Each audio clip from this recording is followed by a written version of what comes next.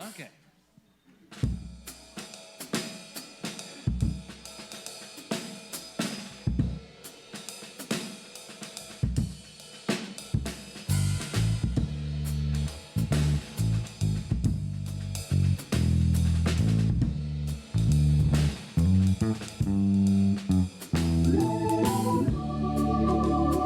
If anyone is in the mood for a waltz, this is that song from the great Pete Seeger.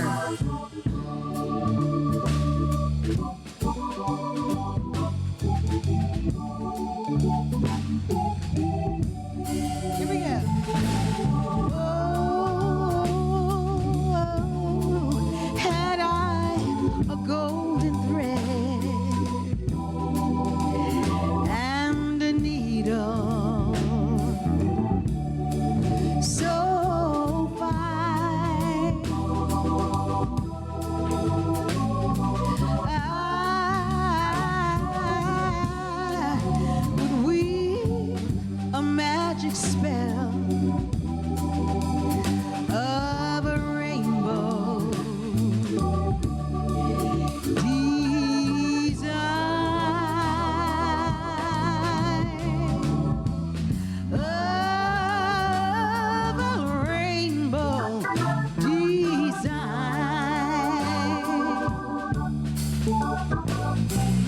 In it, I would weave the courage of women giving birth,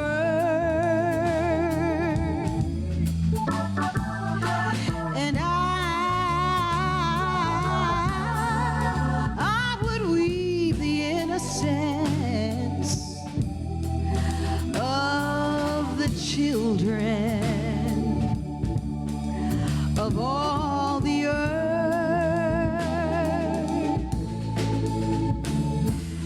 of the children of all the earth. That includes you.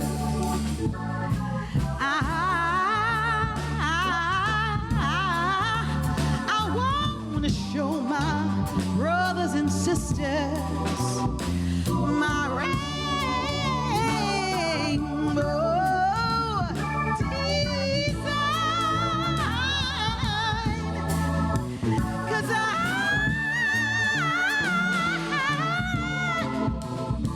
I would bind up this sorry world with my hand, my heart, and mind.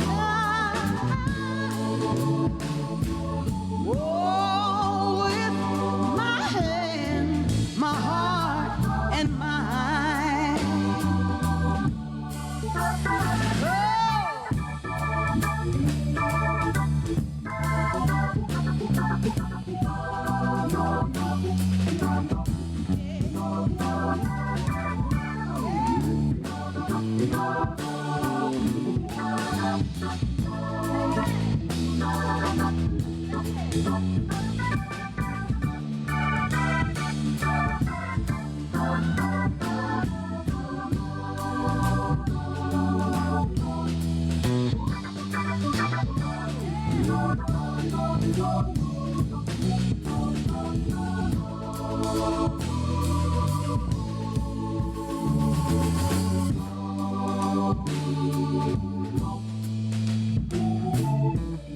Mr. Andy Belly.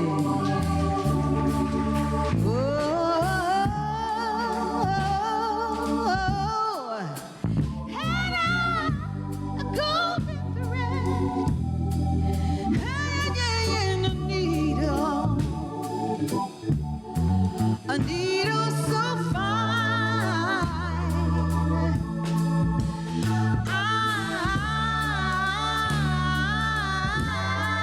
would weave a magic spell of a rainbow design,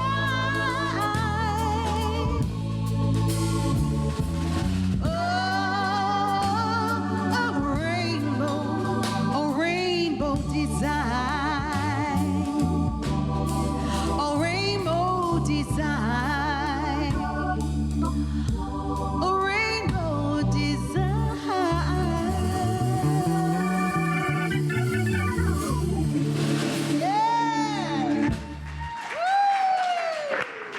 welcome to the Bema Reverend Dr. Keith Cox. Arnaé Batson, ladies and gentlemen. Good morning. Along with Andy Belling, Pete Orlanski, and Guy Azulay. Hello, everyone. Whoa. There's a little step there. Okay, I'm going to start that over again. I just had a flashback from a fall I had the day before Thanksgiving. Like, oh, Lord. Anyway, okay. I'll take a deep breath and start again. Good morning, everyone. Happy Feliz Navidad. How is everybody? You guys are full of energy. I love it. Good. Well, welcome to the Center for Spiritual Living Los Angeles. We are a metaphysical-based community that comes together every Sunday morning here at 10 o'clock in our home at 1200 North La Brea Avenue. We come together for several reasons. One is to be together in community. The other is to remember who we are as spiritual beings. And the third is to do that through the practice of metaphysical teachings, primarily the teachings of the Science of Mind. That was a book that was a compilation put together by Dr. Ernest Holmes of all the great teachings and philosophies of the world or the universe at that time, and was published in 1926.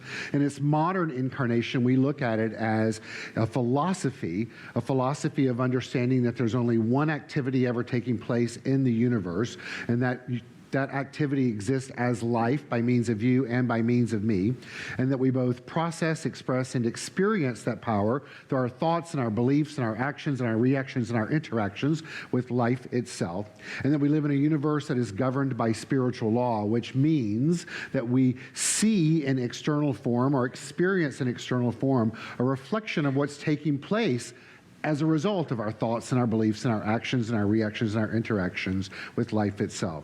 The other element to that is, since there's only one activity ever taking place, that means that you and I are that activity, and we're interconnected by that activity, so we're all the same. In other words, we're all complete expressions of that one power, no matter what shows up in the external. So, celebrating all of that is when we come together on Sunday mornings to hear some great music. Are you guys ready for some great music? So, as you know, I love me some Arnaé Batson, and I love me some Andy Belling, and I love me some Pete Orlanski, and I love some Guy Azulay. And so they've put together a gift or two for you this morning, which I know you will receive with the love by which it was created, and your tuchus might be lifted off your seat, and you might feel the need to move and potentially groove, right? So, are you guys open for that later? Good. So prior to that, what I'd like for you to do in anticipation of it is when I say go, not till then, you're going to get up and say hello to each other, do a little meet and greet, as well as turn off any electronic devices that you have within you or on you, unless you need them to sustain. And those you can keep on as long as they're sustaining life or your hearing. Otherwise, please turn them off for the time that we're here together. Go.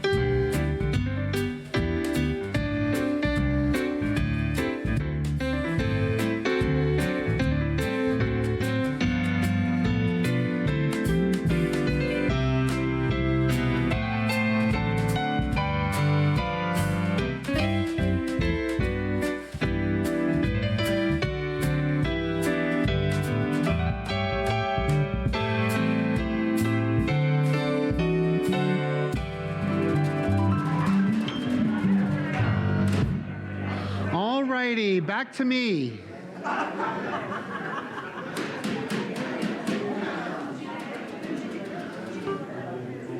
So for those of you that are still talking, I would greatly appreciate it if you would stop it and take a seat. I'm so happy to see that you enjoy interacting with each other, including Cupid. Thank you, Cupid. And you'll have a greater opportunity to do that after our Sunday celebration service over some flower products and caffeine. So know that you'll have a chance to do that. We open our service every Sunday morning with a ritual. And the ritual gives us an opportunity to reflect on who we are as a divine being. It gives us the opportunity to tap into the consciousness that has transpired every time this ritual has been done. It's called calling in. All right, I'm going to invite, let's all take a deep breath. Good, here we go. So this ritual gives us an opportunity to reflect on who we are as divine beings, to tap in the continuity of life by means of all the times that this ritual has been done before, as well as it gives each of us individually the opportunity to just remember who we are. Through this process, you will not only hear some music and hear a great affirmation as we light the candles, but you'll hear what's called spiritual mind treatment, which is what we do here at the Center for Spiritual Living Los Angeles, which is also known as affirmative prayer. It's a prayer process that's an affirmative and not beseeching or asking. So if you're new here, open your mind and heart to that. Our practitioner of the day to carry us through this process is Reverend Lenore Edney. I'd like to welcome her to the Bema. And our illuminator of the day is one of our volunteers and board members, one and only Connie Schneider, please.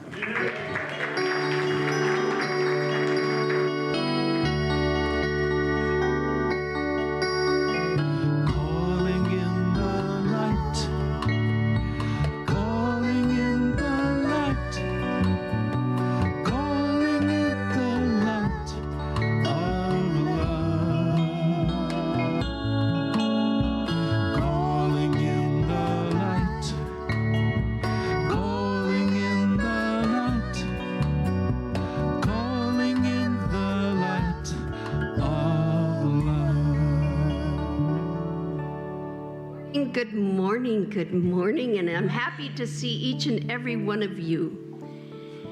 You know, each Sunday morning we come together and we perform this ritual called Calling in the Light. And today, as we celebrate the change of the season from autumn to winter, from this old year to this new year, I invite us to perform this ceremony to promote the universal consciousness of life, which acknowledges that all peoples, all faiths, all sentient beings come from the one great universal presence, which we call spirit. And this morning, the purpose of this ritual is to draw into our gathering an individual and collective conscious awareness of our oneness and a remembrance that the light of the divine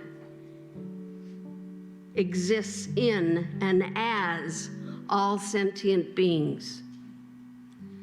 The quality of the divine we use this day for our ritual is light. Light is defined by Ernest Holmes as, in flashes of illumination, the inspired have seen into the very center of reality and have brought back with them a distinct impression of what they have seen and felt.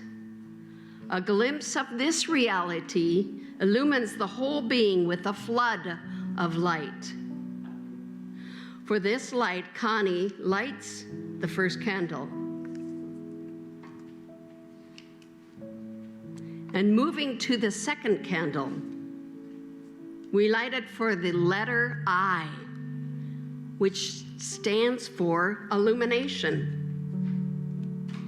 In the book, The Science of Mind, illumination is referred to as inspiration, reaching a cosmic state and a direct contact with the divine,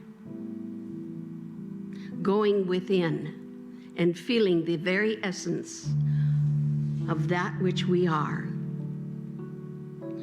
The third candle we light is for the letter G. It stands for God. Synonyms for God are love, wisdom, intelligence, source, the first cause, the principle which is dependable, and the absolute. Connie lights the fourth candle for the letter H, which stands for healing. In metaphysical terms, healing is a mental activity, which means mind healing. To heal means to make whole. The fifth candle we light is for the letter T. This T stands for truth, which is defined as that which is. It is the reason, the cause, and the power in and through everything. It is birthless, deathless, changeless, and is perfection and wholeness. And the final candle we light is known as the healing candle. Please take this moment and put into the healing candle yourself and all the children of the world, so that all may experience the eternal and everlasting love of the divine.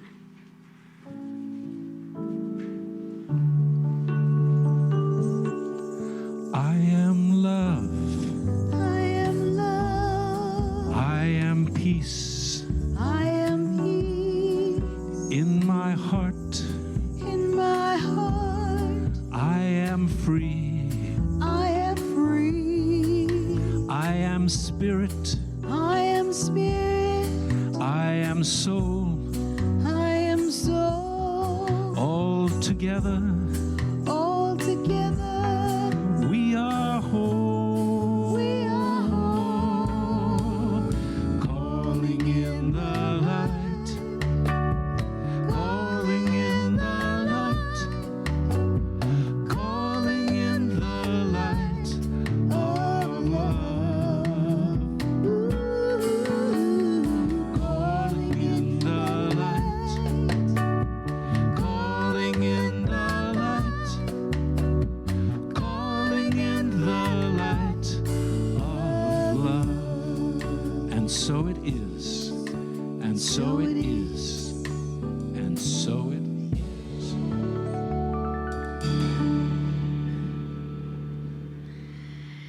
So as we are in this room together, we are of like mind. We are in the essence that is love. And we are the pure action of celebration, that which is. So as I perform this spiritual mind treatment, this affirmative prayer, I invite you to just go within and feel the truth of these words. Right here, right now, in this moment that is the divine made manifest by means of everyone in this room, by means of those out there on the internet, by means of the musicians, by means of Dr. Keith. We accept and know that divine activity is wrestling about, getting ready to perform that which is even more grand, that which is even the greater good than what was. We accept and know that the truth of love resides in and through and as each and every person. That is the world made complete. So the truth of our beingness, it is love. It is light.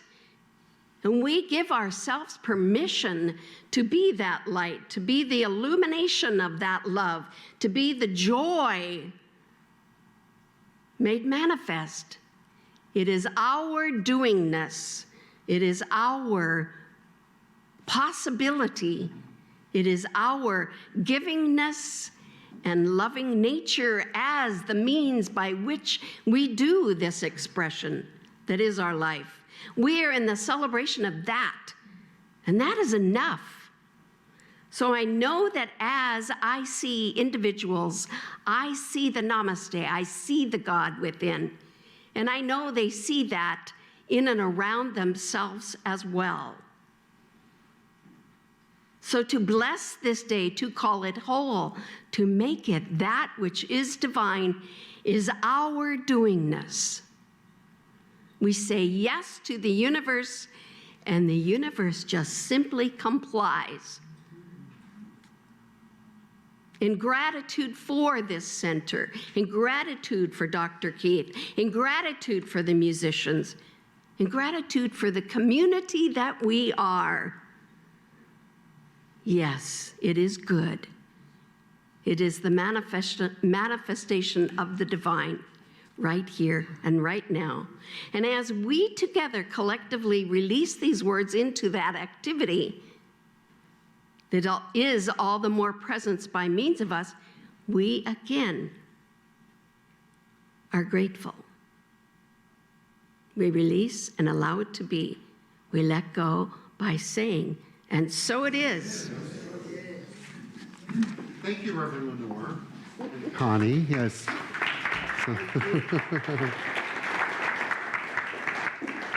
So for those of you that, I'll put it this way. We made a decision last week to not clap after the treatment, to let the silence be there. So we're trying that on for size. So everybody good with that? Good. All right. So speaking of trying on for size and your statement of the divine wrestling in its activity, I love the divine wrestling in its activity.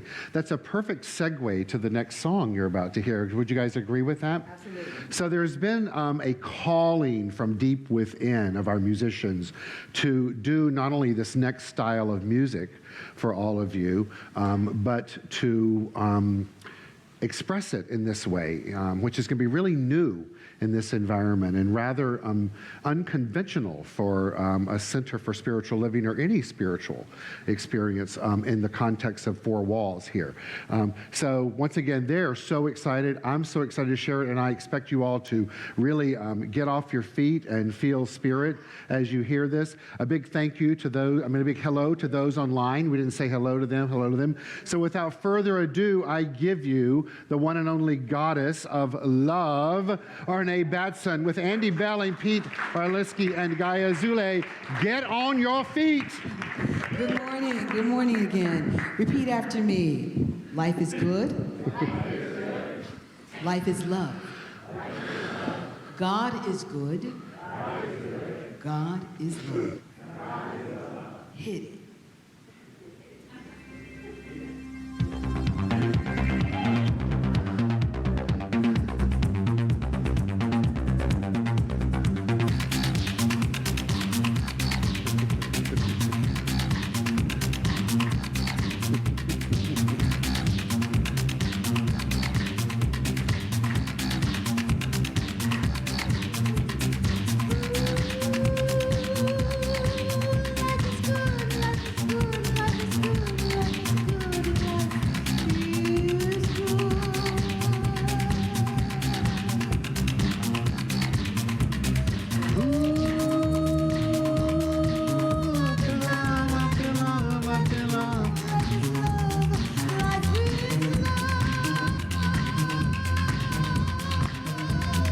Yeah, baby.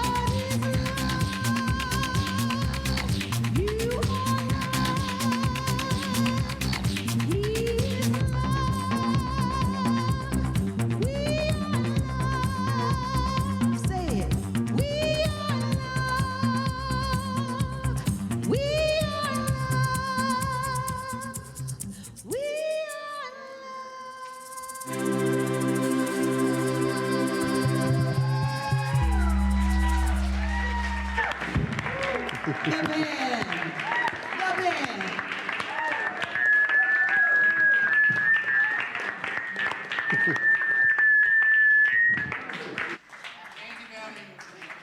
Pete Orlanski, Guy Azulay, Giorgio Moroder, and Arnaé Batson. You like? Yeah. Whew, yeah, cool. Well, they worked hard on that. Thank you all. And thank you to Travis for working to get that track together. Very creative, and I appreciate that. I was standing back there reflecting on what I'm assuming was the last time I heard that song at this time of the morning. And, and it was probably a Sunday morning. I said the last time I do remember it would have been probably in the Saint in the 80s. And that was a time of my life where, much like the lyrics of the song, I was seeking love in the external. And so as the lyrics go of this song, I feel love, falling free. The whole concept of it was trying to find this deep connection in the physical realm of life, and that would satisfy the deepest urges of the human being to be loved. And not that there's anything wrong with that experience, and certainly the experience that I had on a Sunday morning doing that in the sanctuary of the Saint in New York City, which was a spiritual world all unto itself, much like many others of its liking around the world at the time. Brought great solace because of the era with AIDS that was taking place, and was a safe place for, I'll speak for myself, a young gay boy from Jonesboro, Georgia, to feel as if I fit into the world in which I was navigating at the time. But fulfilling my destiny in life of finding my personal self-empowerment through a spiritual awakening, much like all of you are on that journey of finding that personal self-empowerment through a spiritual awakening, we come to realize that the falling deeply in love is really not about the external, because in so doing of falling deeply in love in the external, that it is finite by nature.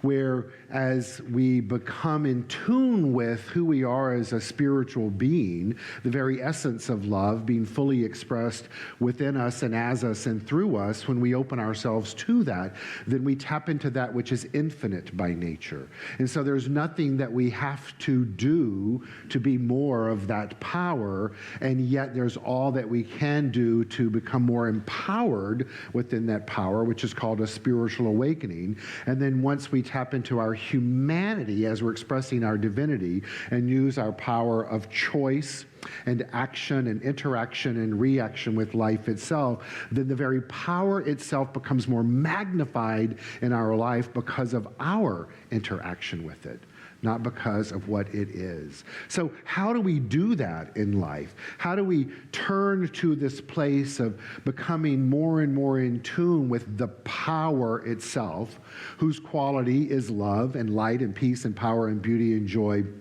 and wisdom as well?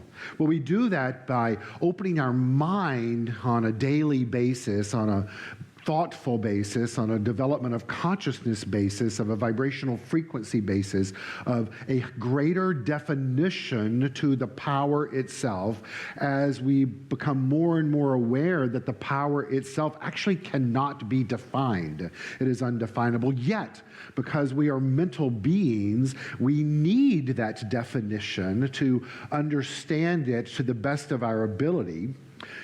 In so doing, then we broaden our consciousness, and the more that we broaden our consciousness, choosing to reflect its nature, the more that we become in one with its nature consciously, and then the external mirrors that. And so in essence, what that means is the journey of finding personal self-empowerment through a spiritual awakening isn't an external journey, it's an internal journey.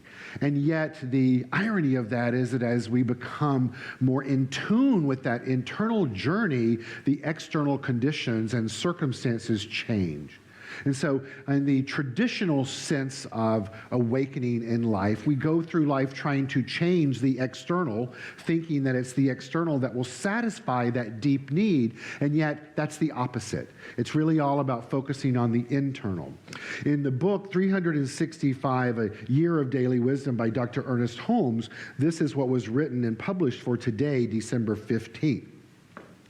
He writes, "There is a subtle power within me, the essence of spirit." He says, "For lo, he that formeth the mountains and createth the wind and declare." Now, Ernie didn't write this. This was in Amos 4:13 of the Bible, of the Bible. Right? All right. So he writes, because Ernie didn't say formeth or createth very often. So Hazel might have, but I don't think he did. That was his wife.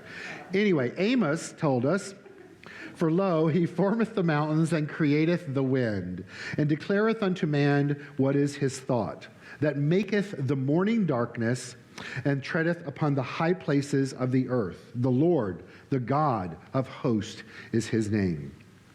Now, still kind of old school languaging, if you will, but let's keep going. Now, this is what Ernie wrote. The great prophet Amos tells us that the God of hosts is the name of the power that forms the mountains, creates the winds, and declares its presence in the sanctuary of our own thought.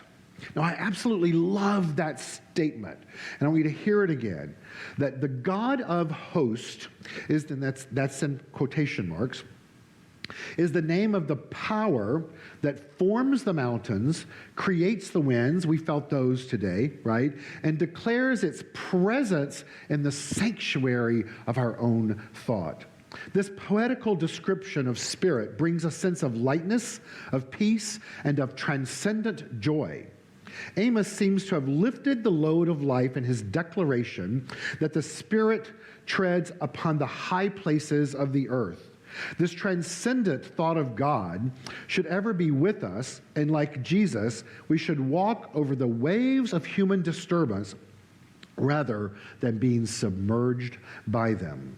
Our lessons tells us life does not depend upon something outside itself, but immediately precipitates itself in our experience when we recognize it. It is this divine recognition that gives us transcendent power, and we may rely upon this law, for it is absolute. What it's telling us is, in Ernie's words, is what I said earlier, is that it's important for us to rely upon this power, this omniscient, omnipotent, omnipresent power that both created the mountains and the winds, is the power that sits within the sanctuary of our own thought. Which is why when we read the statement or hear the statement, change your thinking, change your life, it resonates with us because it vibrates, if you will, with that frequency of the divine that exists within us. In other words, it's a spiritual truth that when spoken, we resonate within us because it's already within us, waiting to be called forth from us and through us.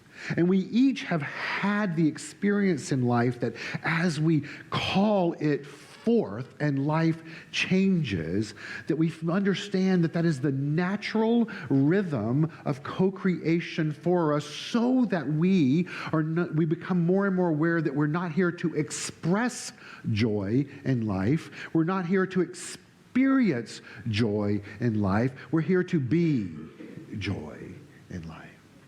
We're here to be light, as Reverend Lenore spoke of in this opening ritual called Calling in the Light. We're here to be the love that Donna and Arnaé sang of. We're here to fall deeper and deeper and deeper into that very power itself. That's how we awaken ourselves to this energy, to this God of hosts that he calls it, to this power, this presence, this source, this deep faith that already exists within us. Well, how do we do that? Well, we do that through the act of surrender. Now, understanding that surrender in traditional terms is considered an act of weakness. But for the awakened being that knows that their nature is strength, then it's not an act of weakness. It's an act of strength, because as we navigate life, as Ernest Holmes tells us to do, with the faith of God, meaning that we know and we know that we know that we know that we know that the power, the God of hosts, the light, the life, the love, the thing itself, source itself, is unfailing by nature. Therefore, we need not spend any mental or spiritual coin asking ourselves, will it work? Because it always has, it is, and it always will. So then, as we surrender to its nature rising up within us and making itself known in a greater and greater and greater way, then the more strength our faith becomes. As Marianne Williamson tells us, we begin to build our spiritual musculature so that there's nothing that could come at us that will rock us off our core, that we know deep within us that that unfailing power that created the mountains and the winds is the same power that's not only within the sanctuary of our thought, but we have the ability and the capacity and the opportunity to use it, and then to use it, and then to use it. And if we don't like how we use it, forgive ourselves and use it anew. The key to that is to be willing constantly to say, I am that I am that I am that I am that power, and let me get my bloated nothingness out of the way and use me. Use me. But that requires moving the ego aside and surrendering to the very power itself. As you all know, I've spoken of David Hawkins a lot of late, and will continue to do so, because as I'm on my journey of personal self-empowerment through a spiritual awakening, I'm reading more of his work today. I'm watching more of his videos in a new way, and I just love this man because I think he's so brilliant. And I believe that he brings to our philosophy and our faith and our way of life a very simplistic yet very complex way of approaching life itself. And this is what he says in regards to surrender. Surrender is a constant process of not resisting or clinging to the moment, but instead continuously turning it over to God. Now, Hawkins loves that word God. And if you do, great. If not, use another word. But he uses it in the context of the God of hosts, or light, or life. It is the power. Once again, it matters not what we call it, it just is. Surrender, he says, is a constant process of not resisting or clinging to the moment, but instead continuously turning it over to God. The attention is thus focused on the process of letting go and not on the content of the what that is being surrendered. In other words, he's telling us right there, get your bloated nothingness out of the way. It doesn't matter what you're turning over. All that it matters is that you release. It's that you release. It's that you release. One of the most important steps of spiritual mind treatment, release.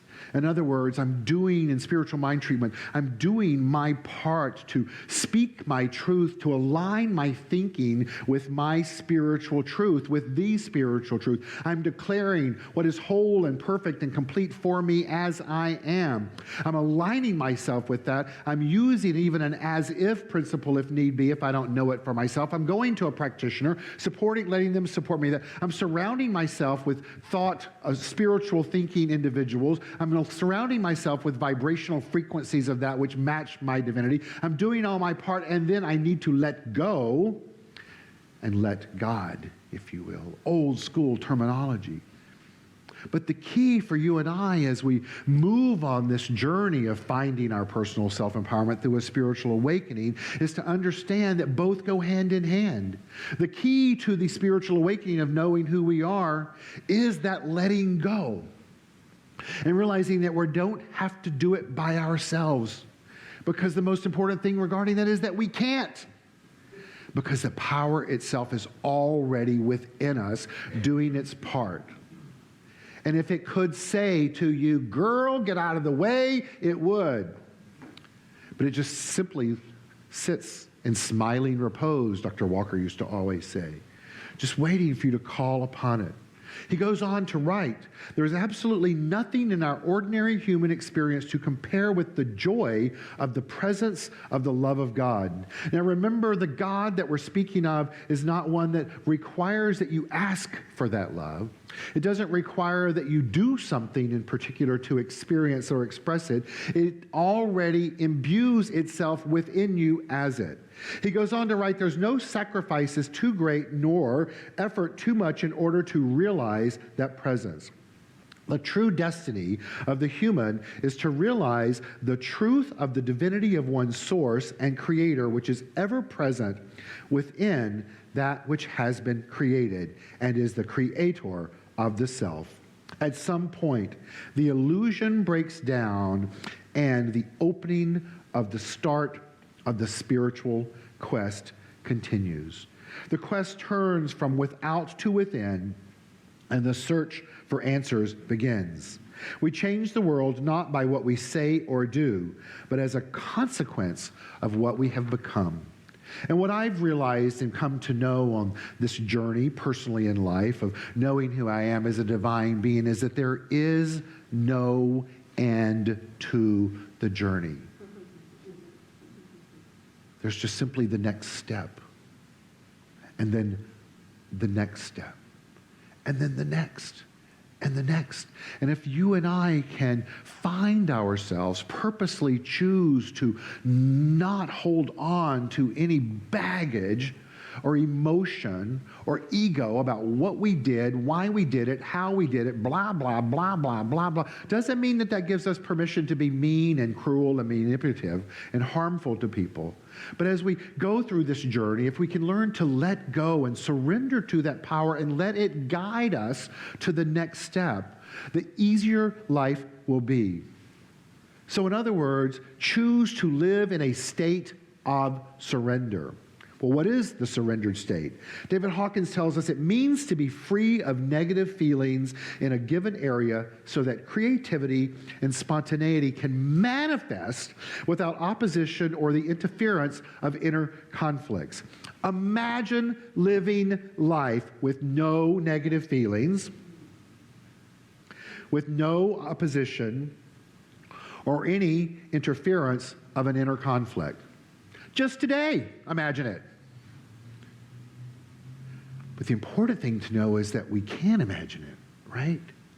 We can imagine it for the next 30 minutes, and the next hour, and the rest of the day, and tomorrow, and then the week. And the more that we imagine it, the more probable it will come true.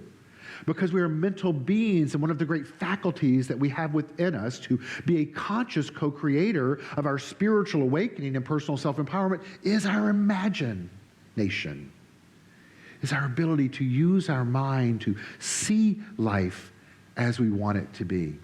Anyone in the room ever have a deja vu? Yes. Aren't they freaking fantastic? Yes. I love them, and I've been recently having a lot of them.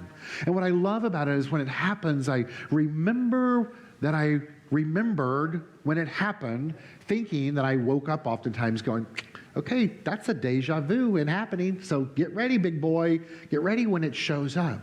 Now, many would think that that's woo-woo and crazy and whatever the hell else you want to call it.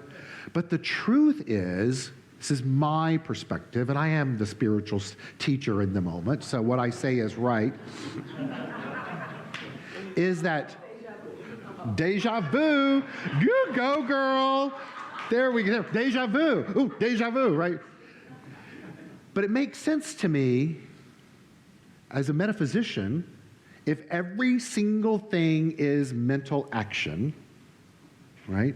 If everything that was or is to be has already happened in the mind of God, and I experience and express and process that through my mind, which is one with that mind, then how in the hell is it going to know whether I'm dreaming or awake? Right? So it all makes sense that it's just mental activity doing its thing. So when something shows up in form that goes, okay, that was a deja vu, then what that means to me is that my mind, whether I was aware of it or not, was doing its part to plant seeds that will become created in form in my life that is a reflection of the intentions that I've set to become awakened spiritually in life and to do everything that I can to the best of my ability to be free of negative feelings, to live in a space so that creativity and spontaneity can manifest as a deja vu, right? And that I can live without opposition or any interference of an inner conflict. In other words, it's becoming awakened to the way that my mind works without being attached to how that looks. He goes on to write, to be free of inner conflict and expectations is to give others in our life the greatest freedom. In other words, as we desire to live our lives empowered personally through our spiritual awakening, do everything in our power to celebrate that for others. Dr. Kennedy Schultz used to say all the time, there should really be only one commandment. Mind your own business. Right? What this goes on to tell us is that, and that was my first teacher, by the way, right? I come rolling in from the discotheque and listen to Kennedy Schultz. Really a good life. So he goes on to write, it allows us to experience the basic nature of the universe, which it will be discovered, is to manifest the greatest good possible in any situation. Now imagine consciously living from that perspective. To know that the basic nature of the universe, for you and for me and everyone that we know and encounter in all of humanity and all sentient beings, is to manifest the greatest good possible in any situation. He goes on to write, this may sound philosophical, but when done, it is experientially true. So here we are about to celebrate Christmas and Hanukkah and the winter solstice, the shortest day of the year in the Western Hemisphere. And let's take a moment and celebrate that we're living in a world today, we're not confused about what's happening when the days get shorter and the light disappears. We know scientifically that it's just that we're further away from the light. But we also know that that light called the sun doesn't disappear, and if it does, so do we. But the light itself of life exists within us, so no matter what darkness may show up in our life, that just like we know scientifically that the shortest day will not always be that day, that the light comes back, and it comes back, and it comes back. And that's true for you and me as we ignite the light within us in a new way every day, that our power is there to become stronger and stronger and stronger and stronger. And we know scientifically it is proven that our mental power has an impact on the external circumstances in our life. So in this season of joy, this season of giving, this season of celebrating light, I invite you and I encourage you, and I do the same for myself, to let go of all the crap you're holding on to. And to just feel love, and to be love, and to live love. Not because you want somebody to hug you or give you a new iPad or blah, blah, blah, blah, blah, but because you have the awareness that the power and the presence of the only thing there is waiting and smiling repose within you, saying, use me, celebrate me. Know that you can be free of all that other stuff. And that you have the ability and the capacity and the opportunity right now to think anew and to be empowered. Happy Sunday. Thank you.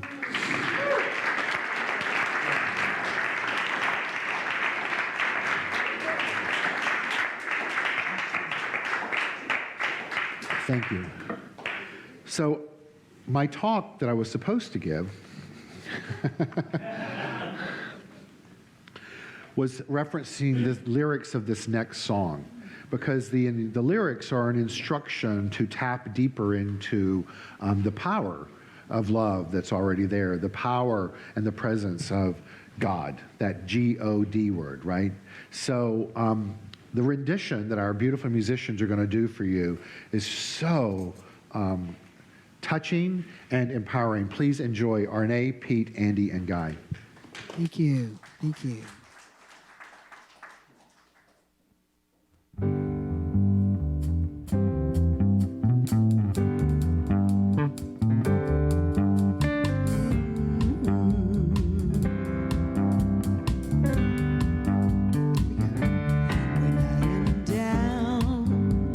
And oh, my soul so weary, when troubles come and my heart burdened be, then I am still and wait here in the silence until you come and sit a while with me.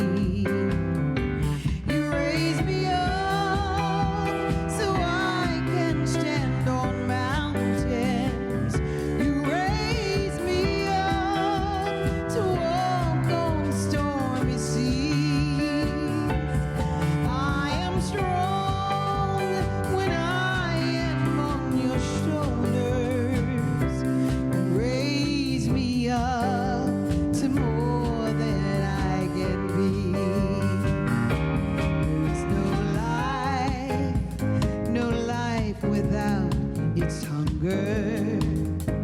each restless heart beats so imperfectly, but when you come and I am filled with wonder, sometimes I think I glimpse eternity. You raise me up so I can stand on mountains. You raise me up to walk on stormy seas. I am strong when I am on your shoulders. You raise me up to more than I can be.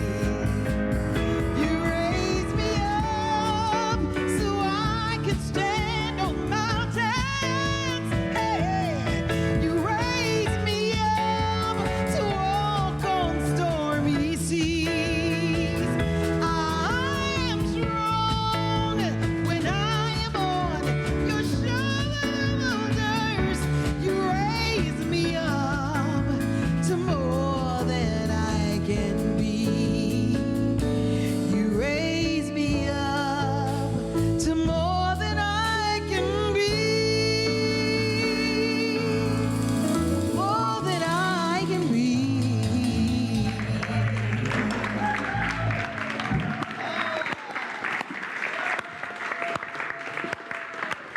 Yes.